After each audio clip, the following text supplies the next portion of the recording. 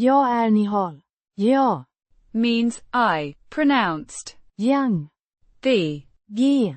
is a soft, guttural sound, similar to the ch in the Scottish loch, but slightly further back in the throat. It's the first-person singular pronoun in Swedish, used as the subject of a sentence. Är. Means am, or is, pronounced. Är.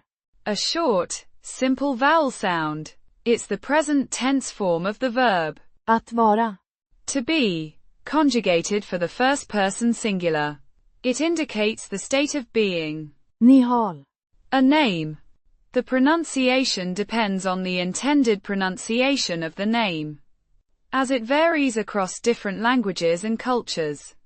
It functions as a proper noun, identifying the speaker. Putting it together. Jag är Nihal. Means, I am Nihal, or, my name is Nihal. It's a simple and common way to introduce oneself in Swedish.